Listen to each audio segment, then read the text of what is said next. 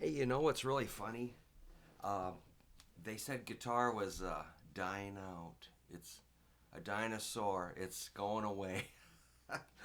I almost believed it because, you know, kids used to always bring me a cassette tape or a CD and want to learn a song by their favorite band. And that kind of died out, you know. Kids are kind of like unsure of what rock and roll was. I guess, they didn't seem to follow bands like they used to.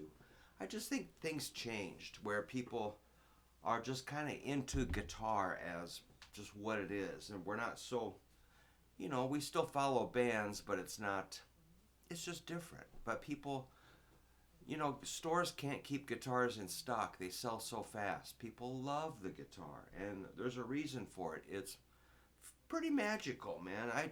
It's just great to look at. It's great to hold. It's great to touch. The curves are just beautiful, and the sound, and plus you can geek out on the technology and expressing your ideas, your emotions. It's like art, and it's very popular. So I'm glad about that. I'm glad people are enjoying it. So I have a great student, a great buddy, and he's working on this.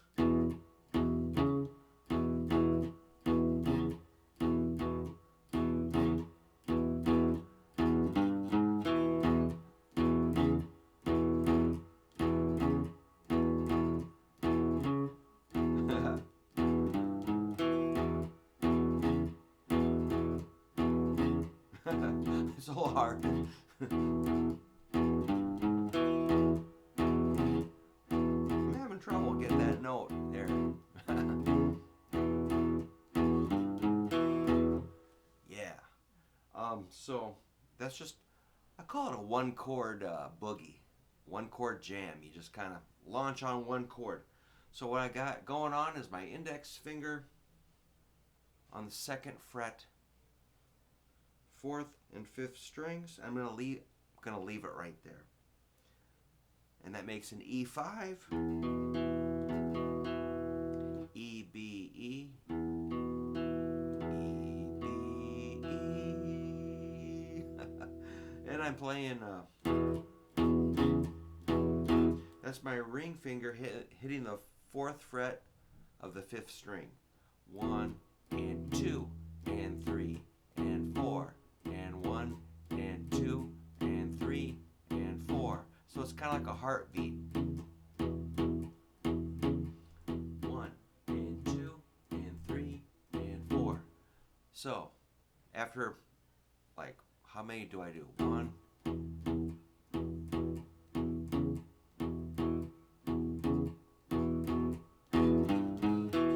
like 4 of them, and then I do that kind of circle back around with that 3, 4, and then I hit this little chord. That's the fourth and fifth strings, because my index finger is staying there.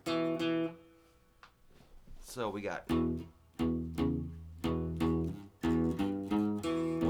and 2 and 3 and triple it. 1 and 2 and 3 and triple it. 1 and 2 and 3 and triple it. On that last chord, I like to do an upstroke. Upstroke helps me not hit the third string. If you're hitting the third string, that sounds weird. We don't want that. We just want the 3 thick strings.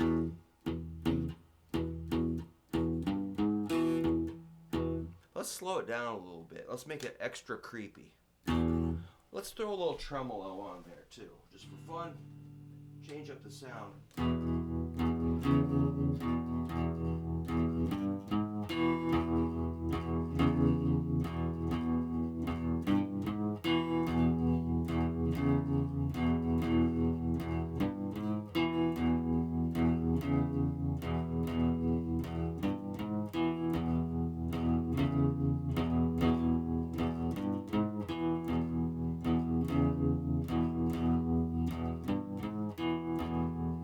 So again, if you came to my blues jam, which we used to do on Tuesday nights,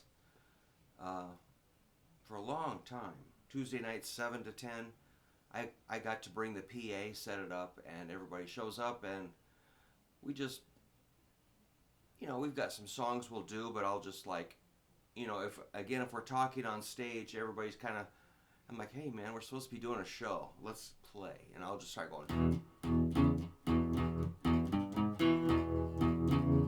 And the guys just kind of fall in and we make something up on the fly. Real simple. Or if we have a guest that's a guitar student or somebody that's never played before, we're like, hey, let's not freak this guy out. We want him to come back. We want him to have fun. We're not going to like humiliate anybody unless they need it. And I'll tell you about that. So we might recommend this as a riff to join a jam, okay? So if you want to, we would totally be happy to play because if you were laying that down, then I'd be free to go.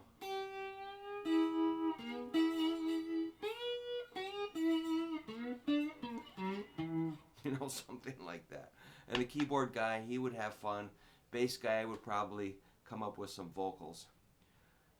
The only time we would humiliate somebody, and we have a rule at this place, it's a restaurant, like you can't play loud because it's super loud square room with a lot of glass, huge glass windows, super loud room. And we're like, everybody plays really quiet. I bring these tiny amps, and occasionally we'll have a guest and he'll lug in some powerful amp and he'll point it at his legs and he'll crank it up and he'll keep sneaking around, turn it up more and more, and it's like no. So we just all start playing more quiet and quiet till we kind of disappear, and he's up there wailing. He's like, where'd the band go? We're like playing super quiet, like we ghosted him on stage. So that's that's the only time we would kind of pick on somebody. Follow the rules.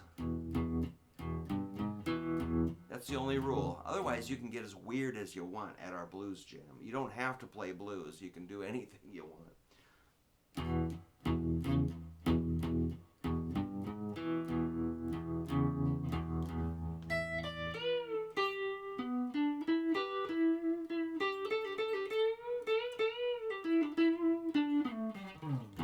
Here's a practice idea.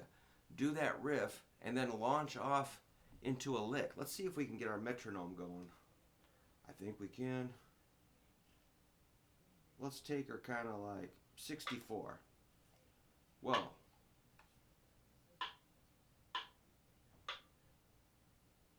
Oh my God, there's a preset. Ugh.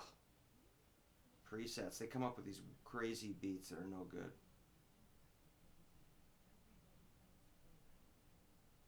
I just want straight up 4/4. Ugh. That wrecks everything. Yeah. Tricky. That's the only thing I don't like about that. I never read the manual. So, forget the metronome.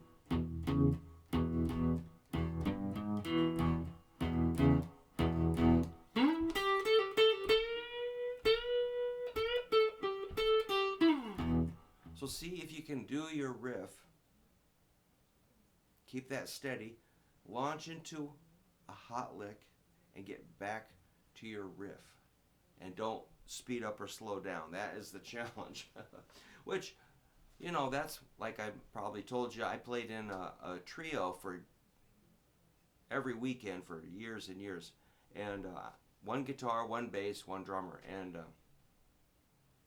when it's time for, I have to lay down the chords plus the hot licks plus the vocals. So, you have to kind of like imply the rhythm is still going.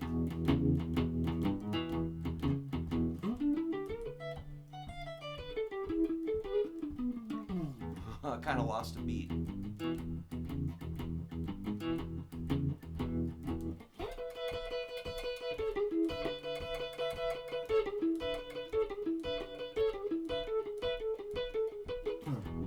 Oh my God, that's pretty hard.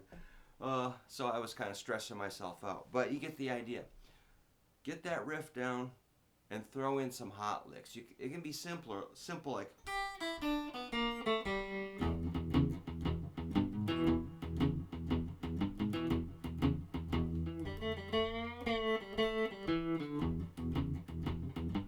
Open strings are your friends. So I did that. Gave me time to get back here, the open D string.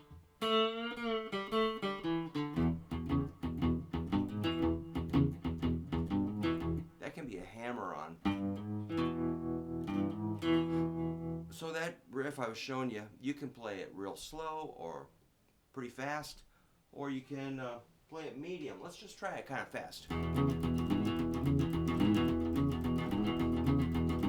you can kind of make a rockabilly thing out of it too. Very usable. Yeah, you know, you could do a psychobilly, kind of a Cramps thing, or slow blues, or you know, there's some pop stuff, rock and roll business. You could do a Kiss has a song. What is that? Like.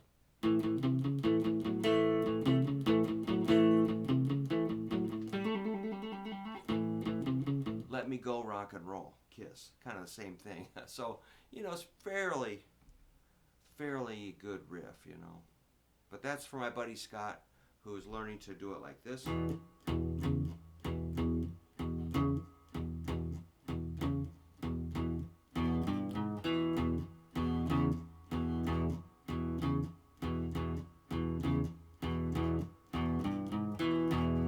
Cool.